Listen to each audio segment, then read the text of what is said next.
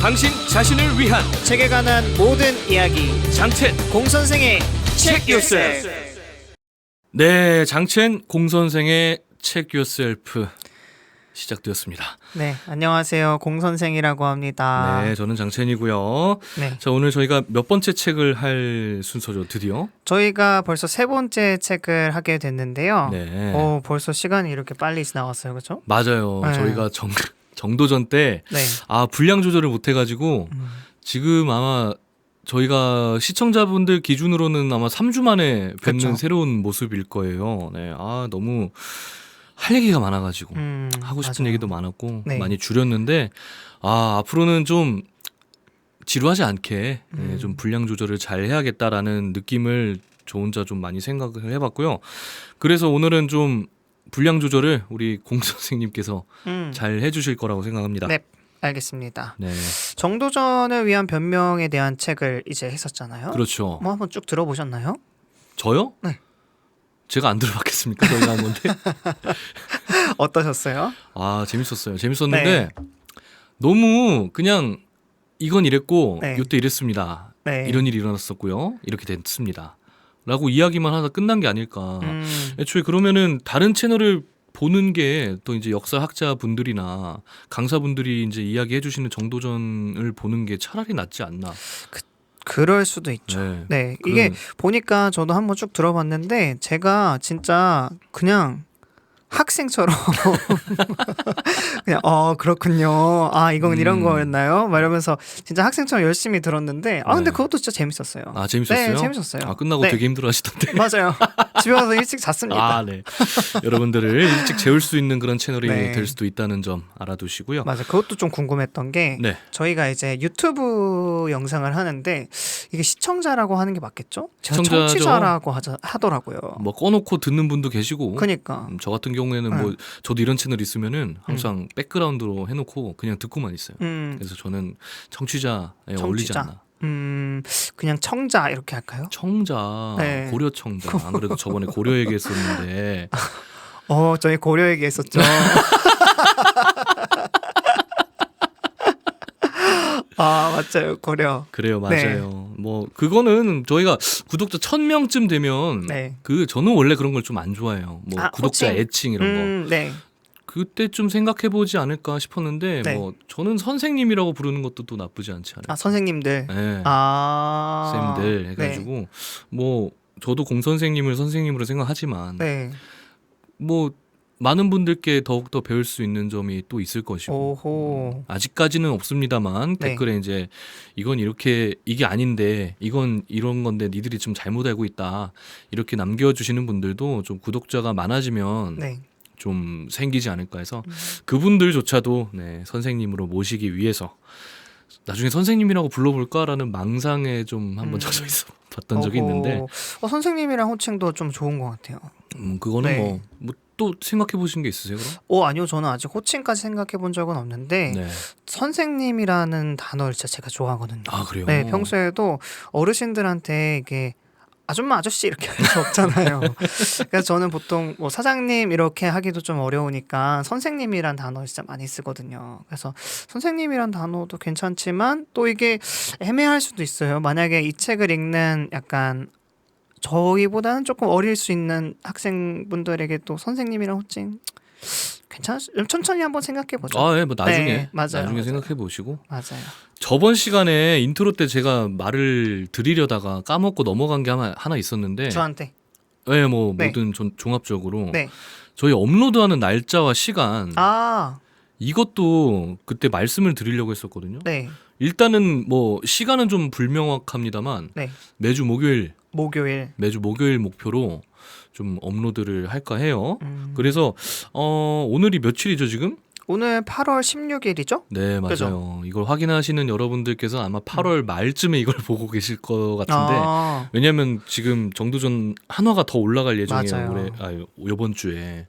그래가지고 올라오는 게 대체 언제지? 라고 궁금해하시는 분들도 있을 것 같아서 그리고 저희도 그걸 좀 정해놔야 딱 맞춰서 예약을 업로드를 하고 혹은 촬영 일정을 정할 수가 있기 때문에 아마 목요일날 업로드하는 걸로 좀 정합시다. 네, 그리고 보통 저희가 2화죠. 한 책당. 네. 그렇죠. 두 화씩 하기 두 화씩. 때문에 네. 책 하나당 2주씩 좀 씹고 뜯고 맛보고 즐길 수 있을 거라고 생각을 합니다. 맞습니다. 지금까지 이제 책 세 번째가 됐는데 네. 첫 번째 책과 두 번째 책을 함께 해주신 선생님들,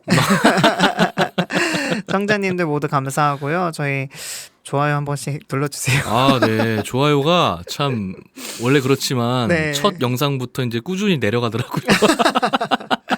조금씩 줄어들어요, 좋아요가. 아, 이게 네. 당연히 그렇지만 그쵸. 원래 가게도 오픈빨이 있기 맞아요, 때문에 맞아요. 저도 그래서 지인들한테 잘 얘기를 안 했다고 음. 했습니다만 네, 지금 계신 구독자 16분 네, 아마 조사하면 저희가 다 아는 분이 아니 맞아요. 제가 다 알 것 같아요, 사실. 네. 네, 그래도 감사합니다. 맞아요. 근데 뭐 조회수가 뭐 100회 넘어가고 맞아요. 최근에 네. 올린 것도 50회 이상 나오고 맞아요. 저는 솔직히 말하면 너무 기대 이상이에요. 그래서 저는 올해 목표가 네. 연말 전에 구독자 100명 한번 만들어보자. 오, 구독자 100명 되면은 뭐 책 선물도 해드리고 오호. 그랬으면 좋겠습니다. 네. 올해 목표는 구독자 100명 만들기 음. 이걸로 좀 생각을 해보고 싶네요. 뭐 목표가 또 계신가요? 우리 권 선생님? 저는 연말까지 꾸준히 하는 게 목표예요. 꾸준히 사실. 일단 하자. 네, 일단 해보자. 네. 네, 일단 해보자 하는 마음으로 시작했잖아요. 저희도 그쵸. 애초에. 네, 그래갖고 저는 연말까지 꾸준히 해서 딱 진짜 목요일마다 놓치지 않고 업로드되고 딱 이제 올려놨던 영상들을 쭉 돌아본다면 진짜 뿌듯할 것 같아요. 네, 그래서 그런지 네. 진짜 저도 지난 영상들 계속 또 봤는데 네. 그 모순이란 책에 관해서 진짜 완전 전문가 된 것 같아요. 아 진짜요? 네, 그리고 뭐 간혹 뭐 여기저기서 가끔 이제 양귀자의 모순 혹은 그냥 모순이란 단어만 나와도 네. 엄청 친밀감을 느껴요 저는. 오. 그래서 참 이게 좋구나. 네. 그리고 이제 정도전에 관해서 이제 정도전은 쳐다도 보기 싫어요. 질려버려가지고 네. 드라마 이제 KBS 구독도 끊어버렸어요 저는. 아, 진짜요? 네, 다 봐가지고 나중에 이제 봤으니까. 또 보고 싶을 때 한번 1,000원 내고 가입해서 음. 그러면 되니까 네. 뭐 본인 선생님께서는 양 기자의 모순 그거에 대한 약간 친밀감이 생겼나요? 저는 벌써 다 까먹었어요.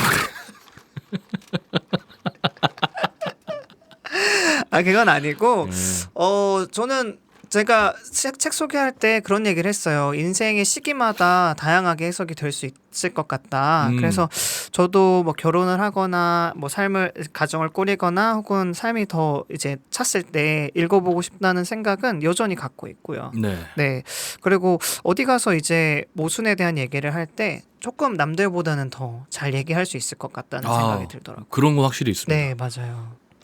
제가 그래서 지난 영상들을 보면서 한번 질문하고 싶었던 게 있었거든요. 네. 사실 이게 제가 친구에게 저희 채널 소개해주면서 이제 첫 인트로 부분과 처음 서론 부분을 같이 봤어요. 네. 근데 이제 장채님께서 채널을 시작하게 된 이유를 말하면서 뭐였더라? 귀주대첩에 대한 얘기를 네네네. 했었죠. 강감찬. 그래서 제 친구가 그걸 보더니 이거 강감찬이잖아. 그쵸. 이거 몰랐어? 이러는데 저는 사실 몰랐거든요. 이게 까먹었어요. 어렸을 때 배웠지만. 배웠던 적이 있죠. 그렇죠. 어렸을 때 다들 배웠지만 까먹을 수 있잖아요. 그래서 약간 상식에 대한 얘기를 이제 하게 됐는데 이게 뭐가 상식일까 이런 생각을 했었거든요. 네. 그래서 누군가에겐 귀주대첩이 약간 상식일 수 있지만 누군가에겐 또 모순이란 책을 읽어본 게 상식일 수도 있고 그러다 보니까 이게 상식의 기준이 뭘까? 네, 뭐 이런 생각을 한번 해본 적이 있거든요. 그래요. 네, 요즘에는 막 이거 상식인데 이것도 몰라 하면서 남들을 좀 비난하거나 힐난하는 그런 태도가 좀 최근에 제가 인터넷을 통해서 좀 봤던 것 같아요. 아주 유행을 하고 있죠. 그러니까 그런 것들이 좀 마음이 아프더라고요. 네, 저는 모릅니다. 모를 수 있어요, 여러분. 그렇죠. 네. 근데 이렇게 채널을 통해서 혹은 컨텐츠를 통해서 알아가면 돼요. 네. 맞습니다. 맞아요. 기준이라고 말씀하셨잖아요. 네. 그 기준이라고 말할 수 있는 것들이 우리 사회에 굉장히 많아요. 음. 상식의 기준이 뭐냐? 네. 그래서 맞춤법을 어디까지 다 알고 쓰는 게 뭐 올바른 기준이냐? 네. 이런 것들이 굉장히 만연해 있는데 네. 거기에 얽매이지 말고 네. 이걸 우리가 어떻게 바라보느냐가 저는 굉장히 중요하다고 생각을 해요. 저 같은 경우엔 맞춤법에 굉장히 예민하잖아요. 네, 근데 맞아요. 예민하고 화를 좀 자주 내는 이유가 네. 틀리는 사람들은 대부분 이걸 개선하고자 하는 생각을 잘 안 하고 혹시 내가 틀린 건 아닐까? 그리고 저 사람들이 틀렸다고 하는데 그럼 내가 앞으로 잘 써야겠다. 이런 사고의 과정이 없기 때문에 그런 사람들을 뭔가 조리돌림하고 그런 건데 상식이든 맞춤법이든 어쨌든 뭔가의 기준이 모호한 게 있으면은 이걸 어떻게 앞으로 내가 생각하고 몰랐구나. 그럼 내가 앞으로 생각을 하거나 이제 알아가면 되겠다라는 좀 태도가 저는 필요하다고 생각을 합니다. 맞아요. 그런 태도들이 모여서 상식이란 뜻이 뭐예요? 그 현대 사회를 사는 사람들의 보편적으로 갖고 있는 어떤 수준이잖아요. 그러니까 그런 태도들이 모여서 저는 그 수준이 되었다고 생각을 하는데 그런 태도를 슬슬 버리기 시작하면은 사회적 상식 수준은 당연히 내려갈 수밖에 없죠. 그래서 그런 것들을 좀 네. 방지하고자 좀 태도의 문제가 아닐까. 그러면 약간 알고자 하는 태도가 중요하다. 그렇죠. 약간 의지가 중요하다. 의지. 저는 알고자 하는 의지가 있기 때문에 네. 네. 뭐 네. 좋게 넘어가겠습니다. 저 사실 모르는 게 좀 많아요. 음. 네, 저는 모르는 게 많고 기억력도 좀 안 좋아가지고 아까 모순 했는데 까먹었다 했잖아요. 약간 장난처럼 말하긴 거긴 한데 저는 좀 쉽게 까먹어요. 네, 그러다 보니까 이렇게 채널을 통해서 기억에 남기려고 하는 네, 맞아요. 그런 욕심이 있어가지고 시작을 한 것도 있거든요. 저희 채널이 저희 두 사람의 약간 아카이브처럼 네, 기억의 저장소. 네, 저는 솔직히 그랬으면 좋겠거든요. 그래서 화가 쌓이고 뭐 영상 개수가 쌓일수록 우리의 수준이 올라간다라고 음. 저는 믿기 때문에 오늘을 정말 굉장히 기대하고 왔어요. 저는. 네. 오늘 책 어떤 책이죠? 자, 이제 드디어 책에 대한 얘기를 해볼까 하는데요. 네. 제가 본 책은 요겁니다.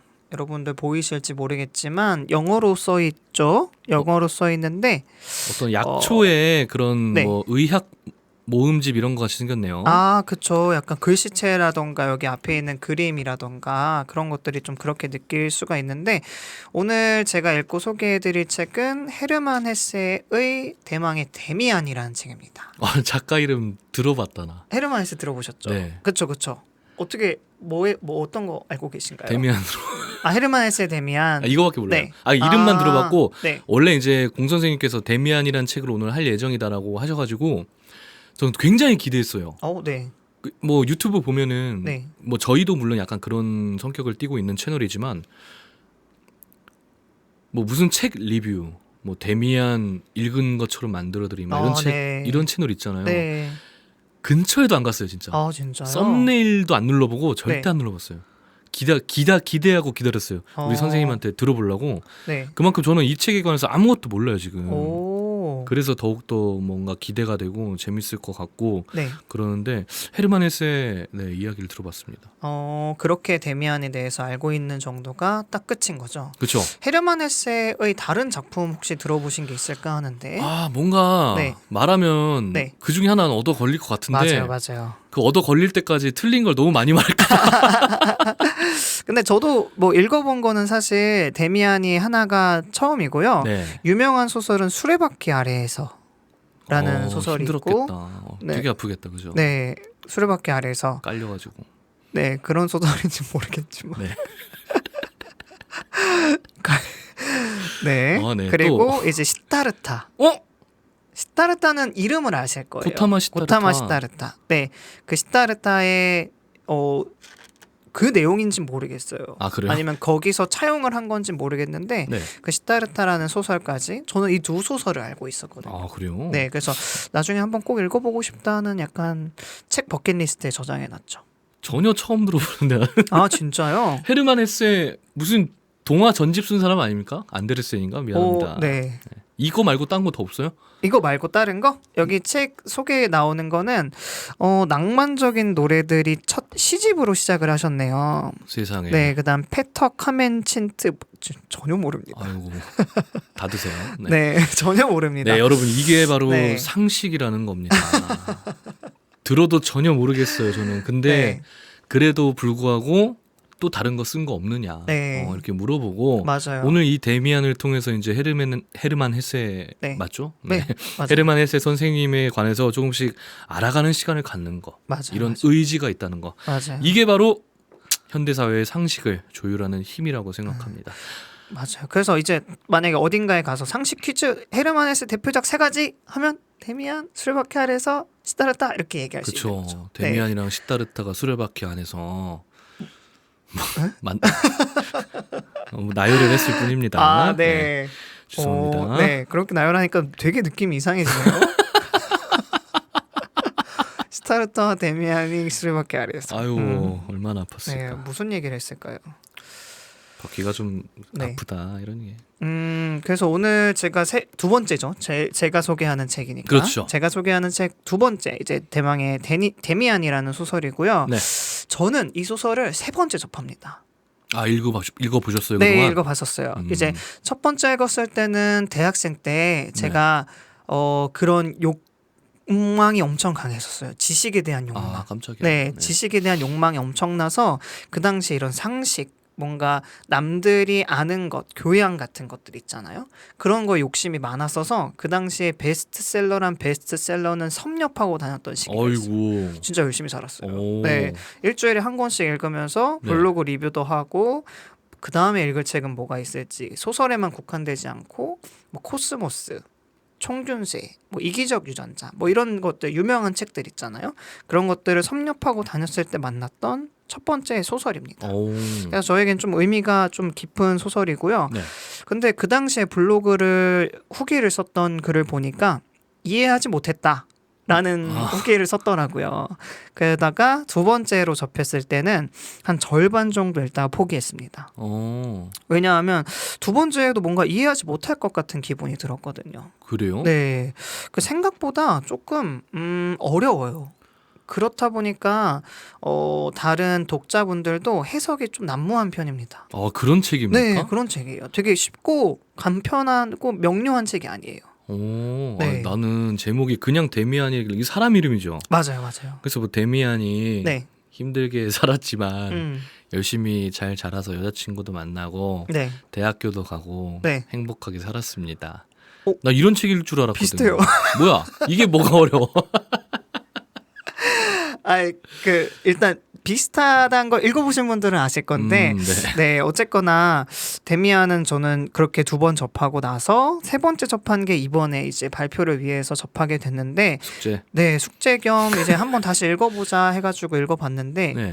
약간은 이해할 수 있겠더라고요. 음. 네, 약간은 이해할 수 있겠지만 그렇다고 완벽히 이해해서 내가 이거를 완벽히 전달하는 거에는 좀 무리가 있을 수 있겠다. 아 그래요? 라는 생각이 들 정도로 진짜 한 번, 2번 가지고는 안 되는 소설인 것 같아요. 네. 그래서 제 오늘 설명을 들으시고 장채님도 한번 읽어보시면 네. 어떤 느낌인지 막 아실 것 같아요. 이게 간단히 말하면 성장 소설이 맞습니다. 네, 많은 분들이 성장 소설이라고 하는데 사실 주인공이 데미안이 아닙니다. 아 그래요? 네, 주인공이 데미안이 아니에요. 이거 페이크 소설 아닙니까? 표지 사기네, 표지 사기. 그렇죠. 이게 데미안이라는 주인공의 소설인 것 같지만 데미안이라는 사람과 연관된 주인공 싱클레어라는 사람이 주인공입니다. 아 그래요? 네, 놀라셨죠? 아니, 싱클레어라는 이름을 또 들어보긴 했어요. 근데 어디서 들어보셨죠? 아마 다른 게임이나 뭐 이런 걸 거예요. 네. 전혀 모릅니다. 아, 진짜 그러세요? 이거. 네. 싱클레어가 주인공이고 이 싱클레어가 성장해 나가면서 자기 자신을 발견해 나가는 이야기. 뭐 이 정도로 요약하면 될 것 같은데요. 아 그러면 데미안은 네.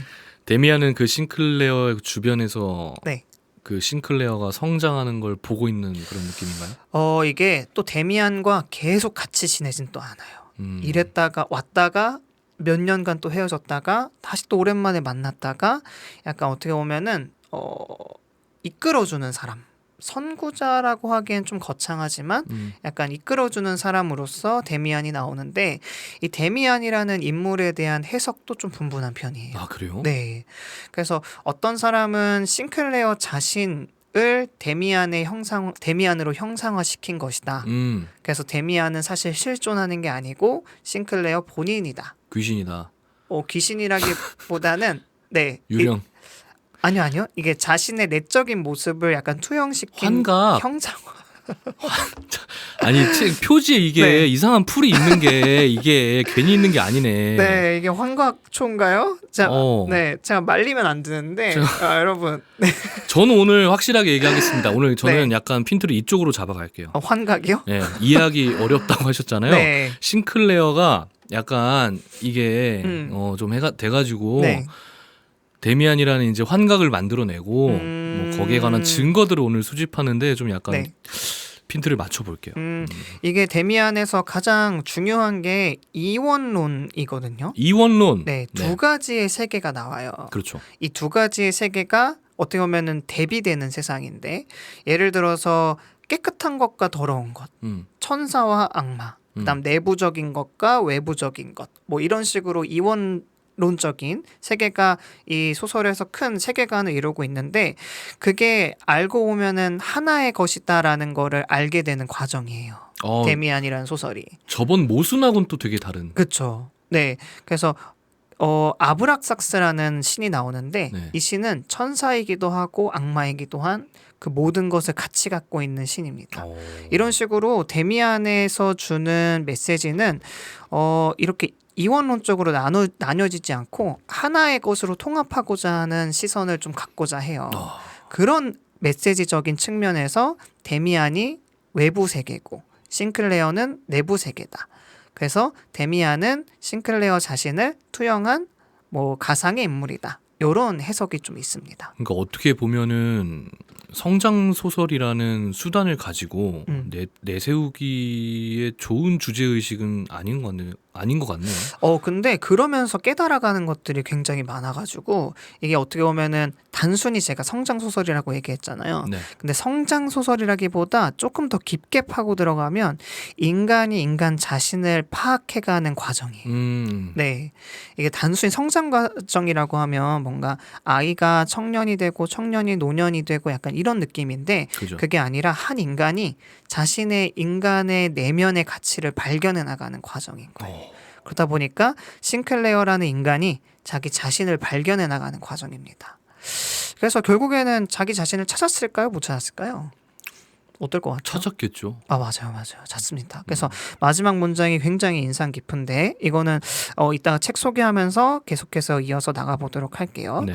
그리고 이제 싱클레어는 사실 데미안과 하나다라는 말도 있지만 그것은 아니다. 데미안은 실제로 존재했었던 거고 다른 인물들도 다들 있었으면서 뭔가 하나의 역할을 했던 것이다. 이런 해석도 있는데, 그렇게 봤을 때 조금 애매한 게 있는 게, 데미안이 나중에 싱클레어가 나중에 데미안의 어머니를 사랑하게 됩니다. 싱클레어는 여자죠? 아니요, 남자입니다. 아, 남자예요? 남자입니다. 아, 남자 이름이에요? 네, 남자입니다. 데미안도 남자고. 아. 네. 근데 싱클레어가 데미안의 어머니를 사랑하게 돼요. 네. 네. 근데 재밌네요. 그 사랑이 이제 일반적인 이성적인 욕구에 대한 사랑을 뛰어넘는 사랑입니다. 약간 초월의 사랑, 약간 존경과 경외가 넘치면서도 한편으론 또 관능과 욕망이 섞여 있는 그런 아주 복잡한 사랑이에요. 그렇다 보니까 이 사랑에 빠진 싱클레어가 나중에 그 데미안의 어머니 에바 부인에게 키스를 받게 되는데, 그 키스를 데미안이 또 전해주기도 해요. 진짜 자기 입으로 이렇게 전해줘요. 그 종이 이렇게 붙여가지고 아니요, 진짜 키스를 해줍니다. 전해지는 거예요, 그게? 내 엄마가 너에게 그 키스를 전해달래 하면서 이제 키스를. 아, 그게 이게 돼요? 아니면 블루투스로? 아니요, 진짜 키스를 해주는 걸로 묘사가 되는데, 이게 그렇다 보니까 아까 말했잖아요. 독자들이 약간 해석이 난무하다고. 이 풀이 이게 네. 진짜 그거 맞다니까. 뭐 약간 동성애를 말하는 건가? 아니면은 이게 아줌마 최고, 아줌마란 엄마. 표현이죠. 네, 약간 최고인가? 뭐 약간 또 에바 부인이에요. 하필 또 발음이 좀 그런데. 그렇네. 네. 그렇다 보니까 독자들이 약간 좀 해석하기가 진도이시죠? 네. 좀 어려울 수가 있는데, 저는 그게 아니라 약간 초월적인 사랑이라고 해석을 했어요. 네, 그렇다 보니까 그런 키스도 육체적인 키스가 아니라 내가 영혼의 숨결을 불어넣어주는 그런 행위. 네. 이해할 수 있을 텐데 이런 식으로 데미안은 좀 해석하기 조금 어려울 수가 있어요. 특히나 어렸을 때 보면. 그렇겠네요, 진짜로. 네. 그러다 보니까 제가 20대 중후반에 봤을 때는 뭐야 얘는 뭐 하는 거지? 그래서 하고 싶은 말이 뭐지? 약간 이렇게 조금 애매했던 것 같아요. 네. 뭔가 근데 되게 단편적으로 네. 그 행위가 이걸 상징한다라고 말하기에는 좀 이른 감이 있지 않나 그쵸. 하는 행위가 좀 많이 나오네요. 맞아요.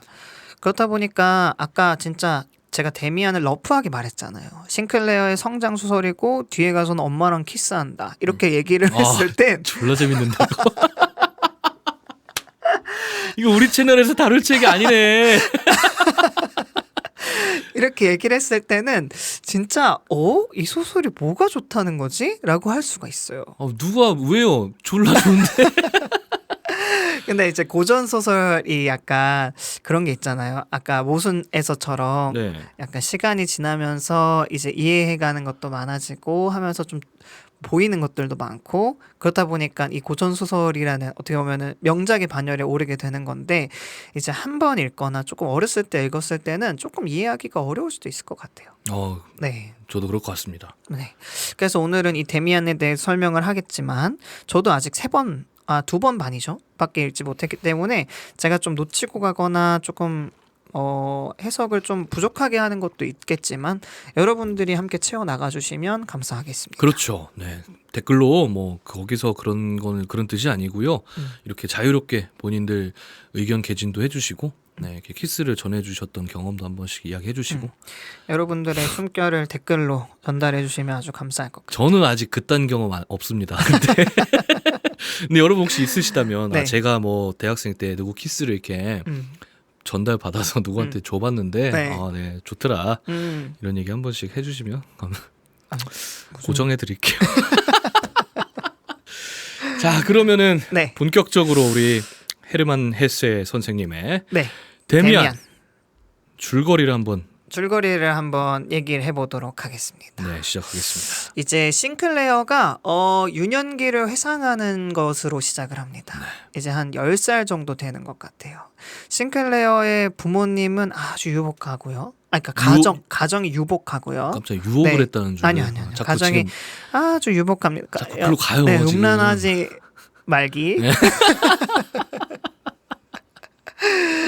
음란한 생각하지 마세요. 아까 수레바퀴 네. 아래에서부터 자꾸 이 풀이 자꾸 네. 보여가지고 이거 좀 안 보이게 해봅시다.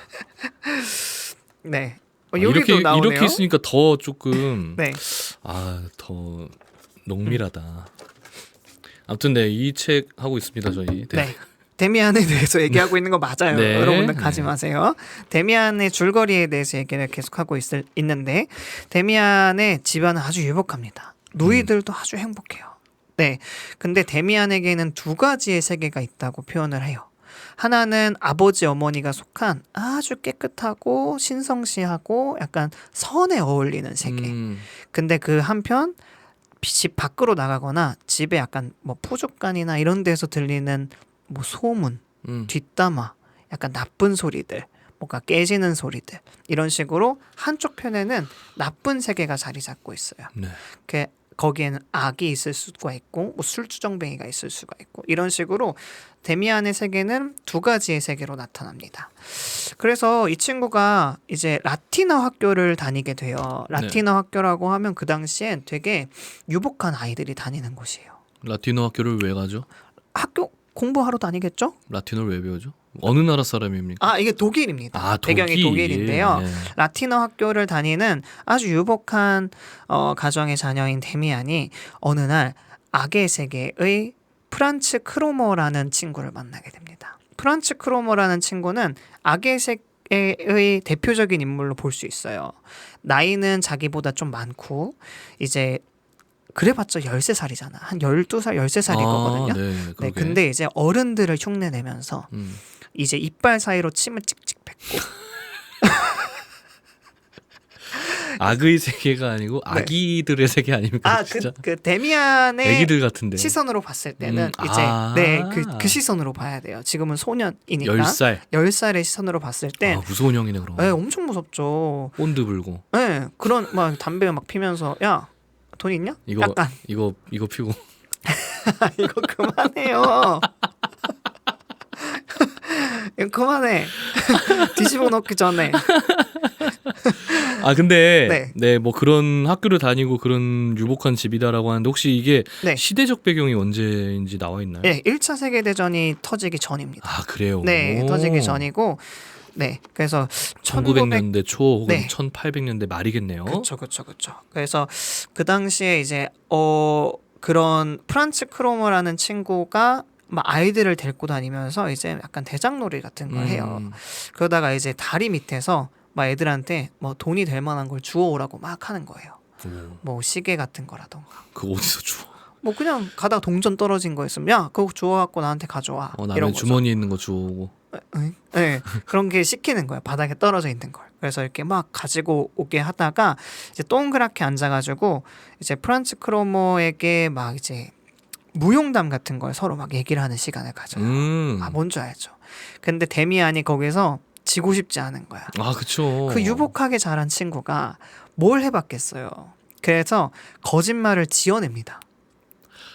그 우리 어렸을 때 다 그러지 않아요? 근데? 그쵸? 이러니까 이게 약간 어렸을 때 보면 첫 부분은 좀 이해할 수 있을 것 같아요. 그 아. 공포감이 네. 느껴져요. 막 이제 어떤 거짓말을 치냐면 도둑질 해봤다? 네, 도둑질을 해봤는데 이제 상상력을 보태가면서 아주 구체적으로 거짓말을 쳐요. 나 도둑질 해봤는데 그 왜 저기 골목에 있는 과수원 사과나무집 네. 사과를 파는 과수원 있잖아. 거기에 내가 사과를 2박스나 훔쳤어. 네. 한 명은 올라가서 사과를 던져주면 나는 밑에서 사과를 후닥후닥 담고 그거를 너무 무거워서 반은 옮기고 그 다음 또 와서 반은 또 옮겨갔다. 이런 식으로 거짓말을 쳤어요. 디테일하다. 되게 디테일하죠. 근데 프란츠 크로머가 여기서 너 진짜야? 이렇게 물어봅니다. 간담이 서늘하죠. 아 쫄려. 네, 그렇죠. 걔네 집일 것 같아 막. 예, 그 쫄리죠. 근데 데미안은 지고 싶지 않았던 거예요. 그렇겠지. 네, 한번 그쵸. 뱉었으니까. 어렸을 땐 그래서 사실 브라임 하는 것처럼 없어 보이는 거 있어요. 네, 그래서 프란츠 크로머가 야, 너 진짜면 하나님한테 맹세해. 쉣. 그랬더니 데미안이 데미안이래. 싱클레어입니다. 아, 네. 죄송해요. 싱클레어가 하나님한테 맹세할 거야. 이렇게 얘기를 했어요. 그래서 좋아 알았어 하고 프란츠 크로머가 이제 다들 집에 보내고 싱클레어한테 나랑 집에 같이 가자 이렇게 하고 가는데 싱클레어는 빨리 가고 싶죠. 도망가고 싶잖아요. 도망가고 싶은데 이제 프란츠 크로머라고 하겠습니다. 크로머가 뭐 이렇게 서둘러 천천히 가자 하다가 집 앞에 와서 이제 본론을 얘기합니다. 그 사과 파는 과수원 아저씨 누군지 알아? 난 아는데. 근데 그 아저씨가 사과 훔쳐간 사람 말하면 나한테 뭐 예를 들어 20만 원 준다 했다. 우와. 이렇게 얘기를 한 거예요. 그 싱클레어가 당황했겠죠. 20만 원? 제발 얘기하지 말아줘. 우리 엄마 아빠한테도 말하지 말아줘. 왜냐하면 그건 이미 사실이 됐잖아요. 이미 사실이 됐으니까. 근데 크로머가 거기다 대고 왜? 너 얘기하고 20만 원 받으면 되는데? 왜 얘기 안 할 이유가 없잖아. 이랬는데 이제 싱클레어가 무슨 일이든 하겠다. 그래서 다음날 저금통을 깨서 뭐 예를 들어서 20만 원이면 6만 5천 원 정도를 이제 가져가서 크로머한테 줍니다. 근데 크로머는 이건 신사적이지 않다. 20만 원 다 받겠다. 대신 뭐 13만 5천 원만큼의 빚을 졌으니 너는 이제 내가 시키는 대로 해야 한다. 뭐 이런 식으로 이제 싱클레어는 크로머의 어떻게 보면 노예가 됩니다. 이런 경험을 봤을 때 어떠세요? 되게 네. 주변에서 있을 법한 그쵸. 일이었고 네. 그리고 뭐 영악한 애들, 교활한 애들도 많았잖아요. 맞아요. 동생들 과자 뺏어 먹고. 그니까. 그리고 그런 거짓말도 하다 보면은 나중에는 뭐 너도 나도 다 사람도 죽여봤어. 동네 애들이 다 사람 죽인 사람이 됐어 막. 네. 막 야, 나는 사람도 죽여봤어 개새끼 막 이렇게 네. 하게 되는데 뭐 살인자가 이제 그 네. 아파트만 8명 생기고 그런 거짓말을 했었나요? 하다 보니까 하다 보니까 나는 그럼 뭐 훔쳐봤어. 나는 저기 뭐 그럼 지나가는 사람 주머니도 이렇게 털어봤어. 뭐 하다 보니까 네. 뭐 우리 엄마는 480살이야 이런 것처럼 네. 그렇게 이제 헛 나오는 말들 얘기하는 거지. 당신 동네는 안 그랬습니까? 저희는 안 그랬어요. 그런 거짓말까지 쳤다니. 착한 동네네. 네. 그래가지고 크로머한테 이렇게 시달리고 다니다가 어느 날 크로머가 이제는 좀 선을 넘습니다. 니네 누나 데리고 와라.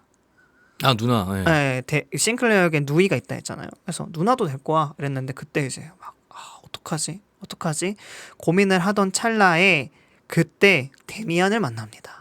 이때 등장하는군요. 네, 데미안은 사실 뭐 소설에선 좀 일찍 나와서 이제 전학 온 친구인데 약간 엄마랑 둘이서 살고 약간 모습이 되게 경건하면서도 바르고 소년 같지만 소년 같지 않고 나이가 많지 않지만 또 많은 것 같기도 하고 되게 어허. 약간 묘한 분위기를 풍기는 약간 신비로운 친구예요.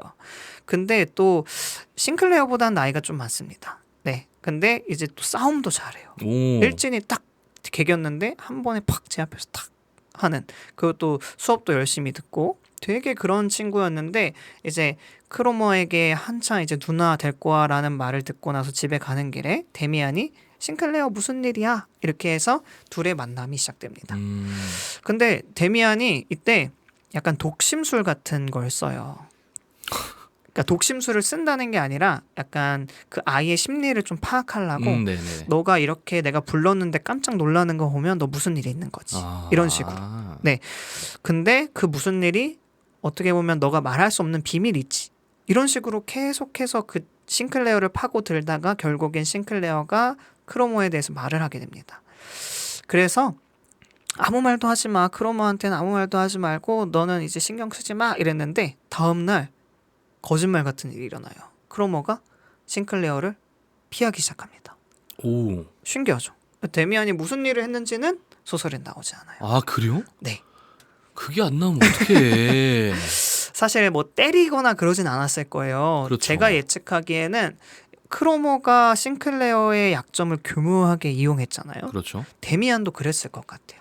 네, 데미안도 크로모의 약점을 교묘하게 이용해서 싱클레어 건드리지 마라 뭐 이랬을 것 같다는 추측을 합니다.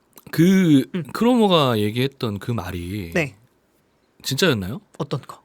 그 그거는 진짜인지 아닌지 안 나오는데 그것도 안 나와요? 거짓말이겠죠. 그 후에도 뭐 이제 사과나무집 아저씨랑 관계가 밝혀진다거나 아니요, 그런 게 안 없어요. 나와요. 네, 아마 그런 거 보면 거짓말이지 않았을까요?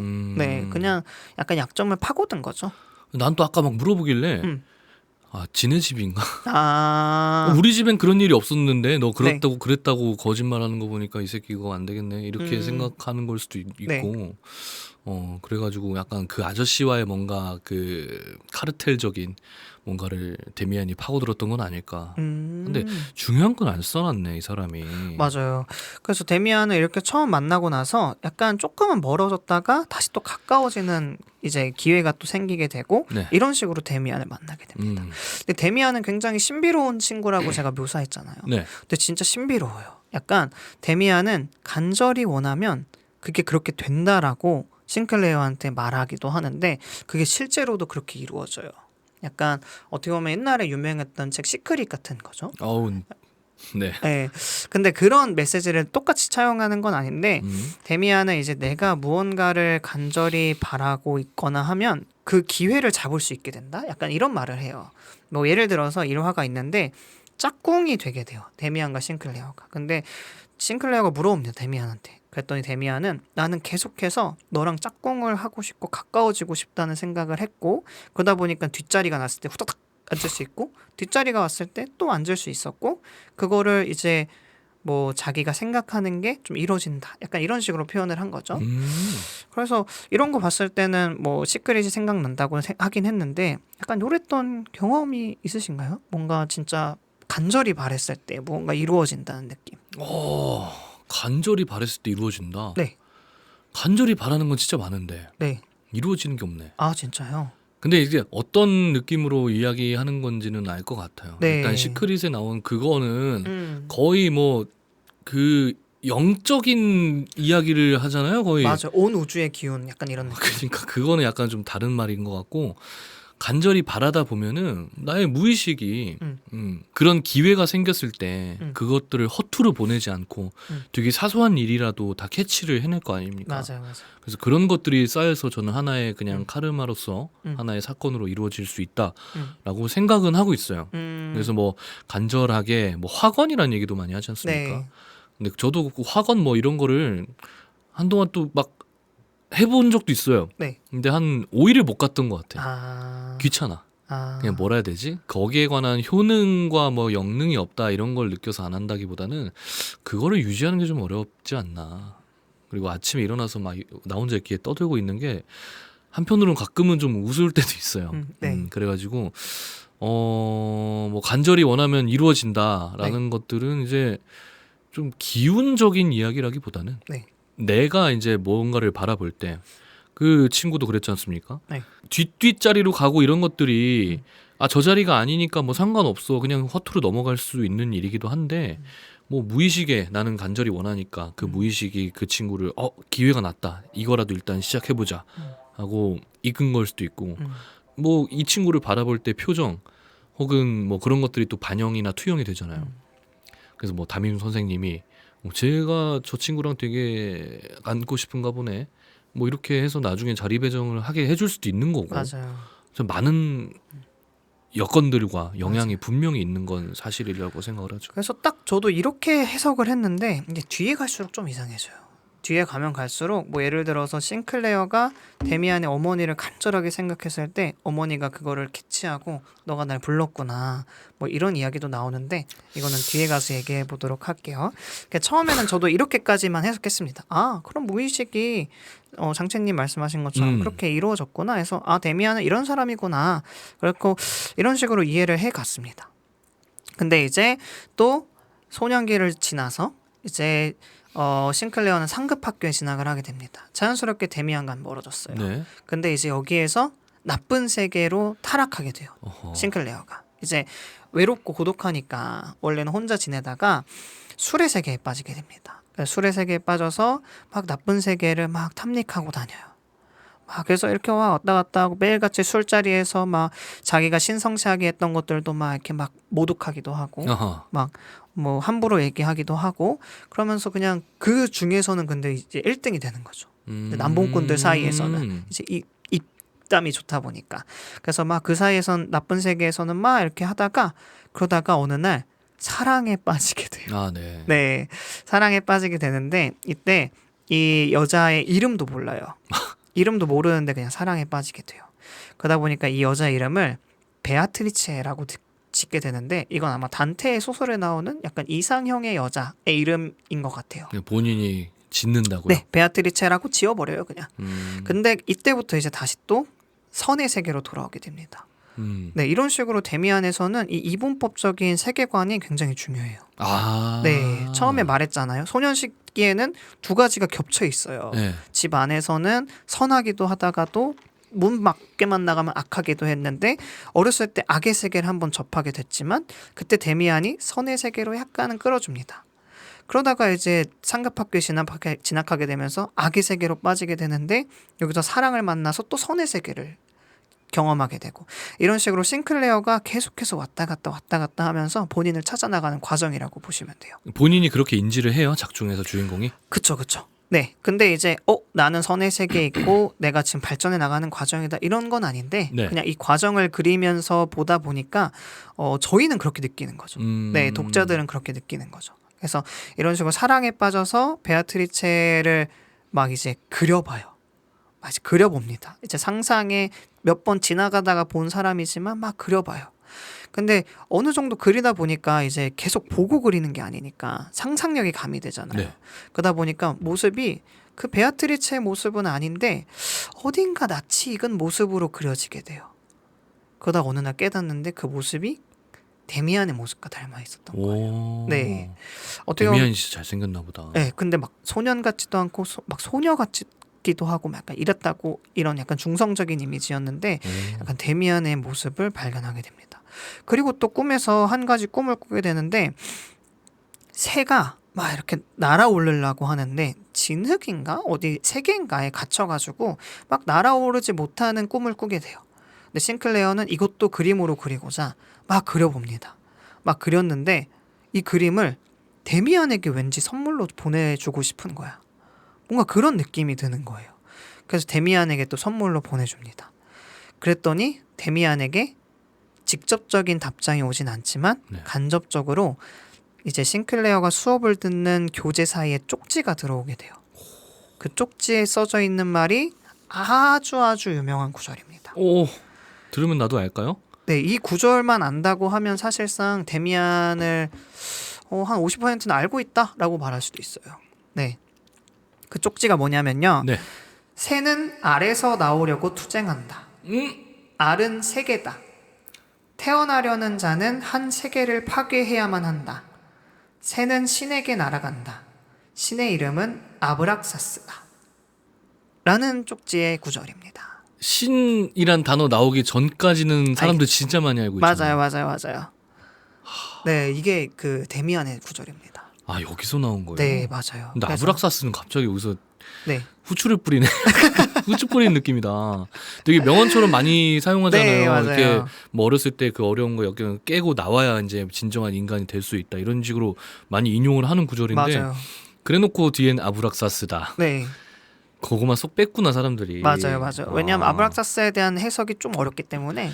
근데 일단 아브락사스가 신이라고 얘기했지 않습니까? 네, 여기서 이 세계관에서 그러니까 작중 세계관에서 나오는 종교의 신인 건가요? 아니면은 실제로 여기선 존재한다고 알고 있는 이게 그런 신인가요? 실제로 기록돼 있는 신이에요. 아, 그래요? 네, 실제로 기록돼 있는 신인데 아까 잠깐 말했지만 아브락사스는 신이기도 하고 악마이기도 한 통합적인 신입니다.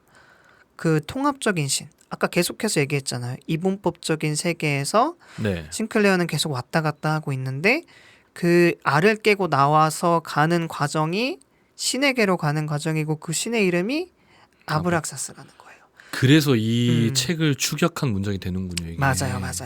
네. 그래서 이 책을 축약하게 되면 딱 요거 50%는 진짜 이 문장만 알고 있어도 되고 사실 이 문장은 진짜 유명하기도 하잖아요. 네. 그렇네요. 그러니까 저도 되게 글 쓰거나 어딘가에서 이제 쓸 때 굉장히 많이 쓰는 표현인데 네. 되게 마음에 들어요. 네. 알을 깨고 나오는 투쟁의 과정. 그래서 장채님은 이런 과정을 한번 겪어보신 적이 있으신지 뭔가 새로운 세계를 위해서 기존의 세계를 부시고 나아갔던 그런 경험. 아, 네.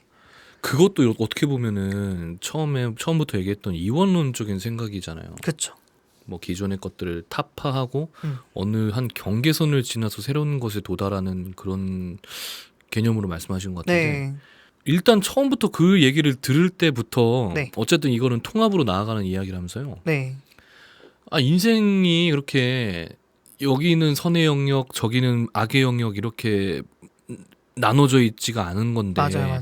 주인공도 이제 그거를 점차 통합해 가면서 느껴간다고 하곤 있지만 저는 처음부터 그렇게 생각해 본 적이 없거든요. 그냥 뭐 이것도 그냥 이것도 삶이고 저것도 인생이고 그러다 보니까 제가 뭐 알을 깨고 나오고 막 그랬던 느낌은 거의 없는 것 같아요. 진짜요? 그냥 살다 보니까 그렇게 된 것들이 되게 많았고 오. 좀 이게 자연스럽게 천천히 변화했다는 거를 후에 인지하는 경우는 정말 많았는데 네. 나 오늘부로 다시 태어난다 막 네. 그런 거는 거의 없던 것 같아요. 오. 물론 이제 단편적인 사건들이나 네. 뭐 아주 짧은 날들의 기억으로는 분명히 어젠 이렇게 했지만 오늘은 이렇게 해야겠다 하는 것들도 분명히 있겠지만 네. 뭐 여기서 말하는 것처럼 그 정도의 임팩트를 가진 그런 일들은 뭐 없다고 생각이 들어요. 다 지나고 나니까 예전엔 이랬는데 지금은 내가 이렇구나. 네. 그래서 왜 이렇게 된 건지에 관한 생각을 좀 자주 해보는 편이죠. 네. 그러다 보니까 그래서 뭐 이런 것들에 지쳐서 혹은 뭐 내가 이해하기에도 소용이 없어서 혹은 뭐 내가 그렇게 열내고 화내고 해서 바꾸는 게 아니라 네. 자연스럽게 순응할 수 있는 것들도 있겠구나. 전 좀 후에 많이 생각을 해보는 편이에요. 우리 저번 시간에도 인생이란 건 앞으로 탐구하고 이렇게 나가는 게 아니고 네. 약간 돌아보는 느낌이다라는 구절이 모순에서도 네. 나왔다고 했었잖아요. 네. 저는 굉장히 거기에 어울리는 사람인 것 같습니다. 음. 대신 생각을 좀 많이 하고 오래 하죠. 쓸데없이. 음. 예전엔 이랬는데 나는 분명히 이 상황에 맞닥뜨리면은 예전 같으면 이렇게 했는데 지금 이렇게 안 했어. 네. 그러면은 그냥 내가 변했구나라고 끝나는 게 아니고 왜 지금 내가 이걸 하지 않았지? 네. 이런 생각을 뭐 자주 하는 편인데 예전에 기억나요? 제가 선생님한테 한번 뭐 네. 여쭤봤던 적이 있는데 뭘? 편의점에서 네. 그 약간 취한 아저씨가 네. 여자아이 알바한테 좀 이제 막 안 좋게 굴고 있었는데 네. 보통의 그때 제가 물어봤어요. 네. 예전에 나 같으면 분명히 이거 이렇게 하지 마세요. 뭐 이런 걸 좀 했을 텐데 오늘 나 그냥 집에 들어왔다. 네. 그래서 이게 좀 신경이 쓰이고 마음이 쓰인다. 네. 기억나죠? 네, 나요. 이런 식으로 생각하는 일이 좀 많아요. 음. 그래서 뭔가 내가 알을 깨고서 이제 뭐 이렇게 팍 해가지고 이렇게 팍 변화해가지고 이렇게 네. 막 이렇게 네. 한 적은 거의 없습니다. 그래요. 네. 본인께서는 뭐 저는 있어요. 저는 있다고요? 네, 있어요. 네, 저는 환경을 완전히 바꿔버린 적도 있어요. 네, 어떻게 보면은 저는 제가 가졌던 모든 것을 포기하고 지금의 일을 하고 있는 거거든요. 오. 네, 제가 이뤄왔던 뭐랄까 대학교나 전공이랄까 시간이랄까 학점이랄까 이 모든 것들을 깨고 전 지금의 일을 하고 있어요. 네, 그렇다 보니까 저는 이 과정도 굉장히 이제 알을 깨는 과정이었다고 생각을 스스로 하고 있고, 그리고 저는 약간 깊은 우울감에 막 빠졌던 때가 있었잖아요. 저도. 네네네. 네, 그랬을 때 치고 올라오는 과정이 저는 또 이것도 알을 깨고 나가는 과정이겠구나라는 생각을 한 적이 되게 많거든요. 그래서 이게 단순히 알의 안과 밖을 나눈다기보다 뭔가 지금의 것들을 다 이렇게 소거해버리고 앞으로 새롭게 나아갈 수 있는 그런 용기나 힘? 저는 이런 식으로 해석을 했거든요. 아, 그래요? 네. 그렇다 보니까 저는 이런 경험들이 있었던 것 같습니다. 말씀하신 걸 들어보면 네. 근데 저도 솔직히 비슷하게 경험한 것들이 좀 꽤 있잖아요. 저는 있을 거라 생각해서 여쭤본 거예요. 네. 그러니까 네. 뭐 저기 지금 우리가 해왔던 거를 다 내려놓고 갑자기 새로운 걸 뭔가 한다거나. 네. 근데 공 선생님 말씀을 들으면서 생각해 본 게 네. 이것도 인생을 바라보는 관점의 차이겠구나. 관점의 차이. 그러니까 거의 뭐 똑같은 경험을 많이 해봤죠 우리가. 그렇죠. 근데 저는 그게 뭐 뭔가를 타파하고 새로운 것으로 나아간다라는 것보다는 그냥 뭐 내가 크게 이렇게 바라보던 세계에서 비일비재하게 일어나던 일이었기 때문에 저는 그거를 뭐 새로운 알을 깨고 새로운 곳으로 나아갔다라는 생각을 그래서 안 하는 것 같아요. 그러니까 큰 테두리 안에서 봤을 때 뭐 이거나 저거나 똑같은 내 삶이고 네. 어차피 이렇게 흘러가는 것 중에 하나일 텐데 네. 라는 생각이 있는 거고 네. 선생님 같은 경우에는 이제 이 사건들을 이제 분할해서 네. 생각을 하다 보니까 맞아요, 내가 참 맞아요. 큰 변화를 겪었고 그렇구나라고 거기에 집중하신 것 같은데 보니까 이게 그 차이네요. 네, 맞아요. 여러분들은 네. 여러분들은 어떤 차이로 알을 많이 깨보신 적이 있나요? 뭐라고요? 네? 그게 뭐야? 약간 장도연식. 아. 여러분 뭐라고요?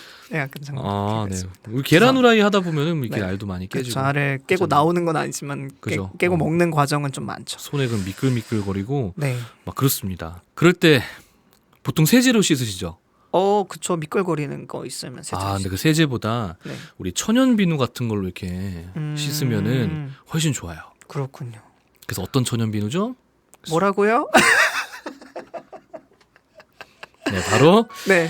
네이버 스토어에서 구매하실 수 있는 수 천연 비누입니다. 맞습니다. 네. 수 천연 비누. 우리 참 계란 이렇게 깨가지고 손에 묻었을 때 네. 뭐 주방용으로도 사용하기 되게 좋고요.